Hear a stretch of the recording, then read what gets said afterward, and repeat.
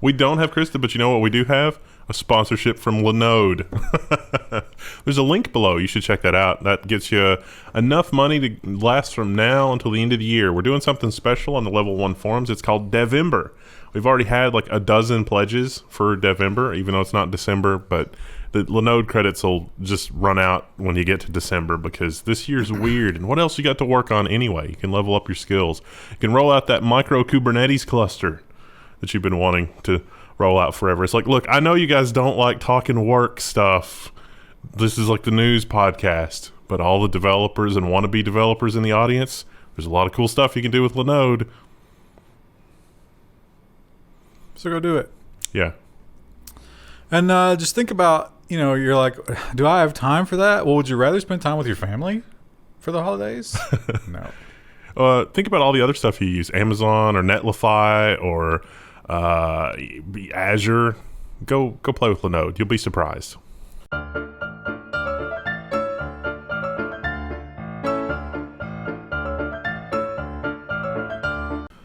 It's Friday, I think. Pretty sure. That means it's the 23rd of October, 2020. Or March 223rd, 2020. Or no, it's like 232. I don't know. We got a lot of nonsense today. And a little bit of social. A robot. We did social. Already. Robot and big news for those of you who love robots. What? And live in Phoenix. Let's say you're like, oh my God, I want to be inside of a robot. That's what I've dreamed of. Well, that's the dental robot. That's later. Your dreams can finally come true. Well, yeah, I guess you could. Okay, I was thinking something else. Yeah, your mind's in the gutter. Waymo starts to open driverless ride-hailing service to the public in Phoenix. The spoiler alert is you got to be in Phoenix. This is mostly rider only, so there's not even a test driver, although some of these do have a test driver. I have a feeling that there's a section of the city that they're absolutely rock solid confident in, and then there's some outlying areas that are like, not so much. And only if you're inside that area do you get the full rider only experience. The article writer had the foresight to ask about what they're doing for safety during the global situation, and then the answer was, we run the air conditioner for an extra few minutes. Which everybody knows is foolproof against the vid. I think, at minimum, like a bright flash of ultraviolet light would have been nice. Wasn't cold supposed to be better for it? Warm weather was supposed to save us.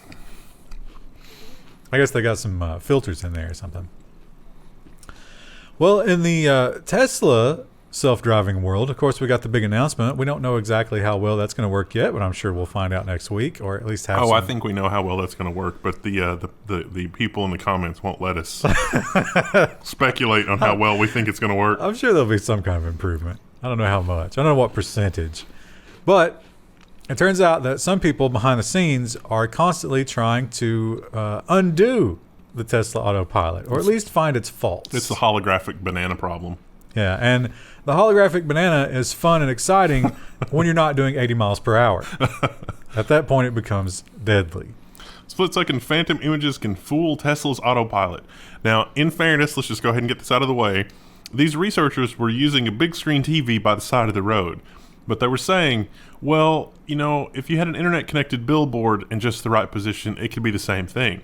And I thought, they also used a projector. Well, if you look at some of the pictures and some of the other stuff, it's low. And so billboards are higher. Does the camera take that into account? I don't know. That's not a picture of it. That's not what we want. It's a picture of some sort of burger. This is worthless. But they could insert, just a couple of frames in the billboard, and it would freak the car out. But you know what? If I was driving down the road and someone had mounted a television, that would freak me out.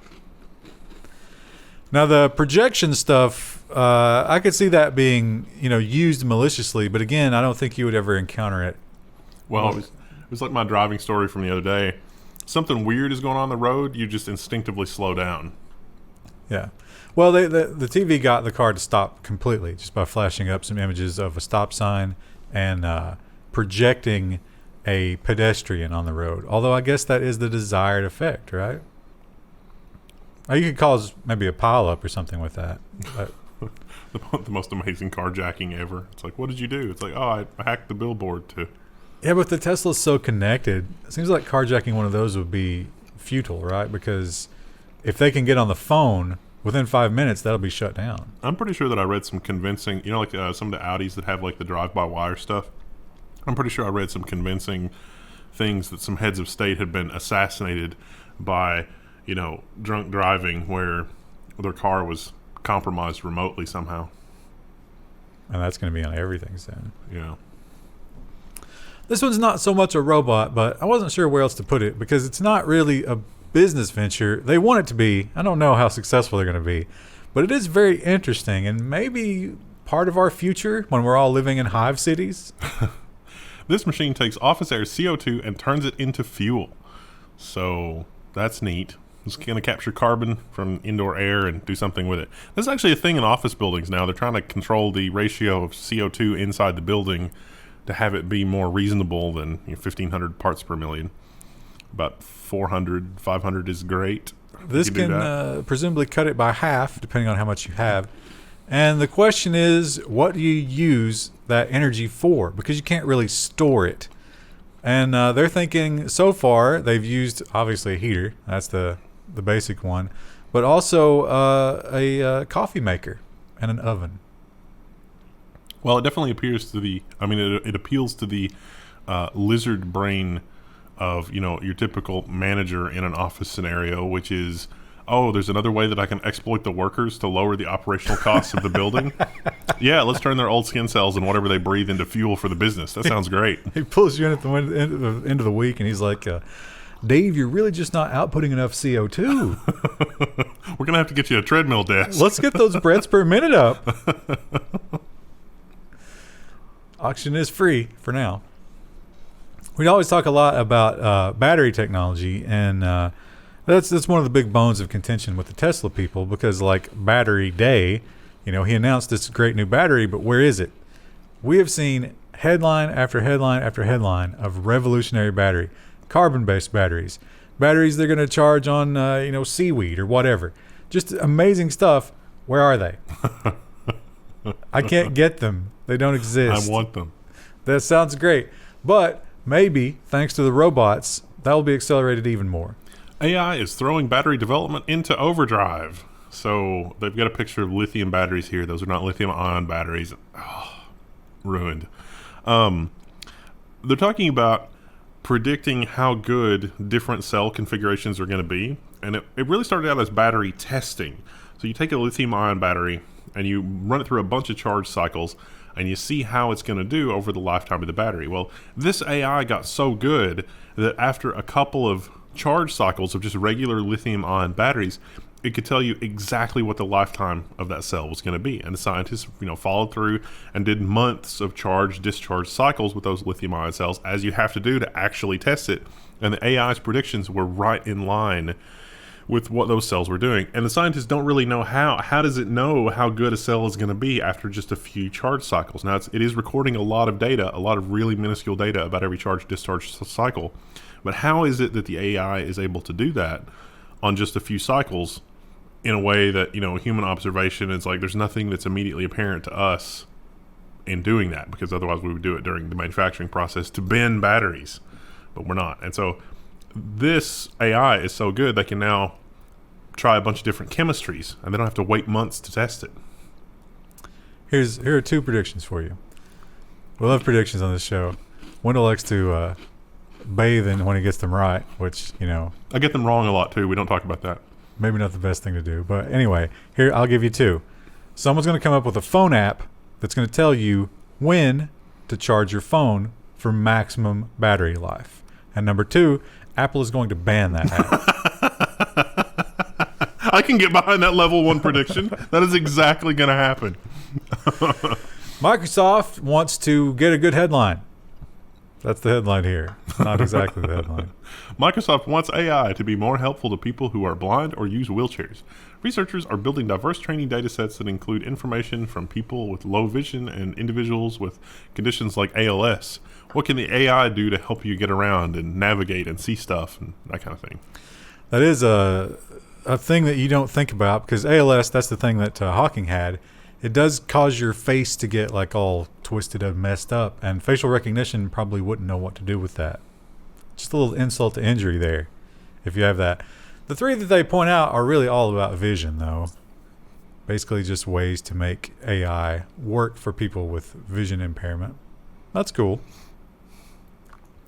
Microsoft also did those controllers, the accessibility controllers. Oh, That was a cool project. Ben Heck still sells those on his store. You know the famous like hacker that was like putting things like that were never meant to be inside of. I'm gonna make the portable Neo Geo or whatever. He does accessible controllers. There's a lot of really cool stuff. They're all handmade. They're all really awesome. Yeah, it's a good project. Alphabet is working on all these new experimental things. They have so much money, and they really do throw a lot of stuff against the wall just to see what might be the next big thing. This one is it's cool, but the level of power here, where they talk about like, you know, it's down to the berry, I worry about that. I worry that this could become... There wasn't enough details here. They could use this in a negative way. Alphabet's latest X project is a crop-sniffing plant buggy. A new project called Mineral is tracking sustainable food production. So this thing rolls over your crops and inspects every plant individually, at least according to the description. I question how true that could really be, but... How do you think it... What's the naming convention it uses to record the information about the berries? Yeah, I don't know. It's interesting. I wonder how much that weighs. What happens when it runs over a mole? But it measures stuff about the soil and the crops, their color and their health, and I guess watering and stuff like that. Interesting. Again, it's a shame that Chris is not here because she's the big gardener. She sent me a video about like sustainable gardening or something like that, and it has infested my feed. YouTube must really like pushing that content, because one little video and all of a sudden everything is Alaskan survival sustainable gardening. Something like this might be handy to learn, get an early warning that you've got pests before they get out of control. And you could put a little laser on it. Maybe a little grappling arm. What's that smell? We've vaporized a lot of caterpillars today. A lot of caterpillars. Snails.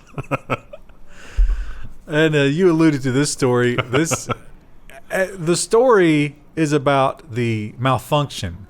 But I explored this further, and this is an amazing robot. It really is, yeah. Because there's a little control station that comes with it, and someone sits in the other room, and they simulate a difficult patient. It's amazing. Malfunctioning dental school robot is the scariest thing you'll see today. And so it's all about the video. Yeah, this is on Twitter, so you check out the Daniel Holland's Twitter. But it looks like a bad connection between the control unit. Got some noise in the line there somewhere. So they point out that this is a Japanese invention, and they use this in their dental schools. There was some confusion. No, it's not. It's the synergy between the dental school simulator robot and also a sex robot. Well, company. they weren't sure about the sex robot part, but they did approach a sex robot company because they wanted to be more lifelike. It's pretty lifelike. Surprisingly, yeah. It's also a little androgynous. You think that's on purpose? Probably, yeah. But yeah, so if you follow the rabbit hole here, there's another video where there's a girl working on this thing, and there's a guy in the other room, and he pushes a button, and it's like, and they tell it's like, raise your left hand if you're in pain, and its little left hand raises up. Terrifying. Traditionally, when you are in dental school and you want to experiment, you do it on low-income volunteers who can't afford dental work otherwise. Oh, those are still there. You just don't get to those until later. That's probably good. Probably a good thing. My mom was in one of those. That's how she got some of her teeth worked on. Really? Yeah. That's... Well, there's a reason that's really surprising that we won't talk about. That was part of that. Oh. Yeah. Was that kind of like an underhanded? Yeah. Wow. So we talked about xCloud, and xCloud is Microsoft's new thing where it's like, hey, listen, we're going to run these games on anything, including a browser, thanks to Apple. So it doesn't matter what kind of hardware you've got. And someone has proven that it, in fact, doesn't matter what kind of hardware you've got. Here's Doom running on a Samsung fridge, thanks to xCloud. You can get xCloud on a fridge before it's even on the iPad, because Apple is really, really stupid. And this is not Doom DOS. This is Doom Eternal, the new one. Because it's running in the cloud. Because why else? And also, they were able to pair their controller with a fridge, because that's obviously a thing that you need to be able to do with your fridge. Yeah. Fantastic. That's going to, bored kids who are waiting for mom and dad at like Best Buy and Lowe's, it's going to open up a lot of opportunity for them. Yeah, it really is. Comcast had themselves a nice little get-together, a cable industry thing that they were doing. And, of course, because of the uncertain times, you got to do it remotely. And he was in the middle of talking about how great Comcast Wi-Fi really is. The president of the company, I think. Yeah, president of technology. How amazing that this technology is when something hilarious happened. Comcast president of tech falls offline while boasting about how great cable is for connectivity. He lost connectivity. Although when he eventually regained connectivity, he blamed LTE for that. Although this, event was recorded, and that's the only part that you can't watch on replay. Weird. I'm sure there's a rational explanation for that. We've been having the confirmation of the new Supreme Court Justice, or maybe the new Supreme Court Justice. And to say that every little detail is being picked apart is an understatement. Oh, we're frothing in the mouth over everything. And so she made a statement that some people thought was offensive, but traditionally isn't considered offensive. But now, thanks to the magic of revisionist history, Merriam-Webster changes its definition of quote-unquote sexual preference as Barrett gets called out for using the term. So beginning Wednesday, the fifth definition for sexual preference included the word offensive. So is it sexual preference or sexual orientation? And I can't believe that there's so many other things to be having a debate about. But she didn't say anything like actually wrong. So they had to find something. Now let's do a little thought experiment here. You just had some cookies there. They look delicious. Would you say that you enjoy cookies more than uncooked broccoli? I will say that I have an orientation toward banana pudding, and everything else is secondary. Would you say you were born with that orientation? Oh, yes. I definitely was born with a predilection toward banana pudding. So me saying that you have a preference... That's deeply offensive. You could eat... If you really wanted to force yourself, you could eat anything other than banana pudding. But you prefer... Yeah, I do prefer banana. I'm not saying that I wouldn't enjoy the broccoli. I might. I don't know. Depends. Just depends. The world we live in. And while we do sort of underhanded kind of things to control the language over here, it's getting more and more overt. Across the world, in the Chinese Communist Party, they don't mess around with any of that nonsense. Whenever we have a story that's that absurd, we always have to juxtapose. Because they will just straight up tell you that you're not allowed to say certain things. Now here's, before we do the headline, I've heard Genghis and I've heard Genghis. I've heard Genghis, yeah. Which one do you think is right? I think it's Genghis. Engagement challenge. Yeah, I don't know. Somebody that's a native speaker, let us know. The Guardian reports that China insists the Genghis Khan exhibit not use the words Genghis Khan. The article goes on to describe how China is seeking to de-emphasize Mongolian descent, I guess, Mongolian heritage, Mongolian culture. So they don't want to talk about Genghis Khan as Genghis Khan. They just want to refer to him as King Mongol, I guess. To be fair, he whipped their asses. That's an embarrassing time in the history of every nation that he went against. because they couldn't handle him. Horse archers for the win. He unlocked a new tech, and the other players could not handle it. It's like in Civ when you get nukes and everybody else is still on like steam power. Yeah, exactly. I feel like we've done a story about Amethyst Realm before. We have. Yeah. It's been a few years. And tumultuous years in her life because she was on the road to a happy marriage, but no more. 'Tis better to have loved and lost than never to have loved at all, I suppose. Who is Amethyst Realm? A woman calls off wedding to ghost fiance as he, quote, started doing drugs and partying a bit much. So apparently they went on some kind of vacation together, her and her ghost fiance. And You think she paid for a ticket for him? No. Her ghost fiance apparently rounded up a bunch of other ghosts, and that caused some problems. And then apparently her ghost Bad fiance influences. was doing some drugs or something. And drinking. She's just like, no. Drinking and drugging and being out all hours. And bringing these other ghosts into her home uninvited. She did say that they were sort of knocking and banging things around randomly late at night, and it was very unsettling. What are you going to do? Now, her history is that she was married to a living man and fell in love with this ghost as they moved into their new home. The ghost was already living in the home and offered herself to him in the biblical sense. And has since, I think, exclusively dated ghosts. Okay. Exciting. Oh, we should have put this with the other one because this is the theme of using language to destroy society. I don't know how else to think about it. You can't offend anyone, and it seems like every word risks offending someone. Okay, Syracuse.com reports a school is dropping their mascot name Cougars because it might offend women. And at first I was like, that's hilarious and also sad. But then I thought, at the turn of the 20th century, there were some really offensive school mascots as well. Yeah, we just got rid of the Redskins. Yeah, well, yeah. So maybe this, I don't know. This picture of this cat is like, you did what? Are you serious? How many pictures of cougars do you think they had to look through? Search might have also been difficult here because they could go to Google and you search for that and you get something else. Maybe that's the next word on the chopping block. But is cougar not... I mean, it's a term of endearment, right? It's a woman who is older but still attractive enough to pull the younger men, is what I've always thought it meant.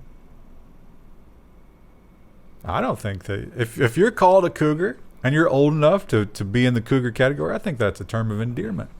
Engagement challenge, because there's so many cougars in our audience. probably got one or two. Logan Paul. Now, we've done, I think this is the same one, right? There's two of them, and I don't know the difference. But one of them was going to fight, what's his name, the boxer, Mayweather. And we talked about how self-destructive that was, and that perhaps he's suffering from a severe lack of attention as the world, boils over with so many other events. And I think that has been proven true because once again, the severe lack of attention seems to have led him to self-destruction. Logan Paul goes to the hospital after Pokemon joke ends in disaster. And that headline would definitely encourage you to go read the article, but because I have pity on my fellow human being, let me save you the trouble. It was fake. He had a fake, he has a real one, I guess. The article doesn't really say that. It makes it sound like that he got a real one. But he got a fake one, and then he, on video, found out it was fake and was playing it up for the camera, punched a glass window, and hurt himself very badly on the window. And he had to get 9 stitches. Twitter must be blocking it because it's an image of a wound, I guess. They're not showing us the stitches. So yeah, there's apparently this card, which is insanely valuable. I think it's worth almost $250,000. Yeah. And he bought an unopened box for $500,000 or something like that, and pretended to discover it and then find out it was fake. I don't really understand any of this. And then punched a window. But the punching of the window seems to be real. Yeah, the punching of the window was real and caused an injury. He lost a lot of blood, according to him, so it might not have been. But he did get a bunch of stitches. Now, the picture, it looked like he had 4 stitches. But The headline says 9, so who knows? It's all misinformation, man. You can't trust the news media.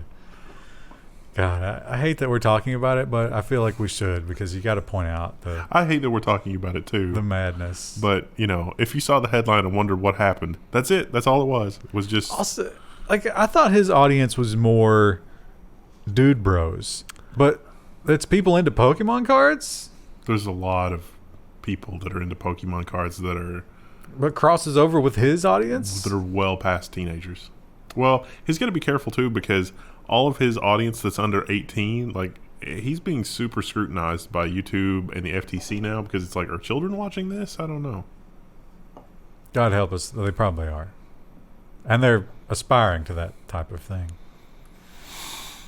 Well, mental problems are rife in these uncertain times. It seems like we're starting to celebrate them as a society, which is sad. But sometimes it's obvious that it's only destructive when you have mental problems and you need to be locked up. That's funny that you say that, because as I was reading this, I was like, all this person needed was somebody to reach out and try to help him. That's all he really needed. Probably. Man attempting to resurrect grandmother accused of causing $30,000 in damages to a Knoxville cemetery. So, Frazier was arrested and charged with vandalism and criminal trespassing. So, what in your life has gone so bad that you need to resurrect your grandma for help with something? I'm going to say methamphetamine. Yeah, it's always drugs, isn't it? Not always. I mean, it could be, just straight up mental disorder, but a lot of times it's drugs. And I think the two are sort of synergistic, right? I mean, one leads to the other. It seems like he's in custody now. At least Alvia Harris, the least that they could have done was gone to the jail and interviewed him to be like, so, you brought your grandmother back. What was next? You're asking Alvia Harris to get urine and or feces thrown on them. That's what you're asking for. Was it Grandma, where's the gold buried? Was it Grandma, what should I do? Was it, what was it? I think it was just, a momentary loss of control. And when the cops showed up, what excuse can I possibly give? Well, speaking of things that are buried in the ground, how about those dinosaurs? They're there, and we want to get them out because we want to look at them. They were put there by the devil to mislead you. So there's a whole profession based on that, and they study other things too. But bones are those are the ones that get the headlines. And they had a conference. Now, of just course, last week we had the $31 million T-Rex statue. Oh yeah, it's big money. I mean, you're probably not going to find one. There's not that many left. But hey, shoot for the stars. But because we live in these uncertain times, you got to do it virtually, and they hooked up with their virtual meetup only to find that there was a word filter in place. A profanity filter banned the word bone at a paleontology conference. Words like bone and pubic and stream are frankly ridiculous to ban in a field where we regularly find pubic bones in streams, one participant said of the filter, which organizers had to thwart. That's definitely some paleontologist humor right there. I bet he was really pleased with himself. Well, it's good that they put that much work into, figuring that out. I mean, it seems like paleontology would be one of the things where, like you and one or two people can definitely get enough social distancing at, a big dig. So why not? Yeah. It seems like the business would be booming. And apparently, if you find it's life changing if you find that T-Rex skeleton, because that's going to be several $1 million at least. I'm sure they don't do it for the money. They do it for the love of the bones. Now, unfortunately, I say unfortunately, there's something there, but one person had to take, because it's like fun, and they're like, oh, haha, we can work around it, we can remove the words. It's kind of a fun little story to tell. But one guy had to get offended because he figured out that Wang was not allowed, but Johnson was. So then the declarations of racism began. Bother. And finally, I was not familiar with Miss Princess. Were you? No. First I had heard of her. Well, a young lady. Now, one thing about I don't know if it's necessarily the the uncertain times they're doing. I'm sure they're lending to it, but there has been a revolution in adult entertainment. It's gone from the big studios, Big P, and it's now in the hands of these, individuals, because things like OnlyFans and what's the other one? There's another one. I guess Patreon there for a while, but then they were like, no, we can't do that. When Patreon was doing all that, we were literally like, we need to create something like OnlyFans, and we just never followed through with it. Oh my God, we could be retired right now. And imagine how history would have thought lovingly of us as the innovators. We would have not talked about that. It's just like... But anyway, nope. If you're a young girl, especially, like a quirky young girl, and especially if you have another thing that makes you famous, you can go on there and you can make a ton of money. But you got to be careful when you choose a name. Nintendo forces a rebranding for adult entertainer Pokeprincxss. I just think you pronounce it princess, right? But no, Prin cross-site scripting. She was trying to create awareness. So here she is.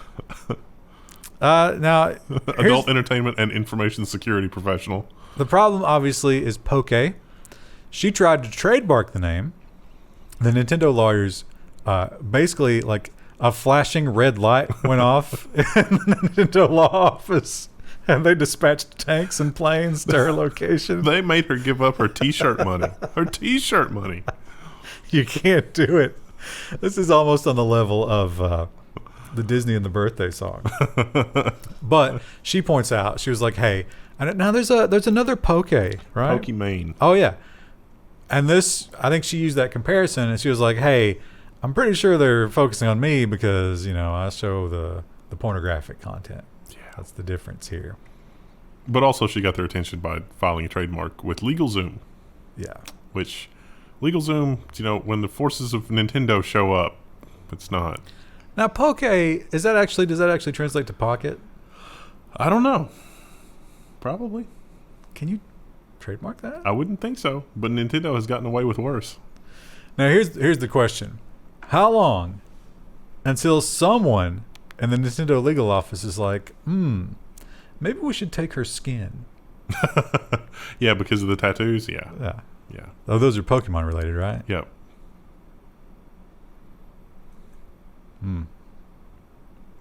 Oh, well. Seems problematic. You know what I think is the big thing that's going to fall out from this story? She's going to get a lot more OnlyFans.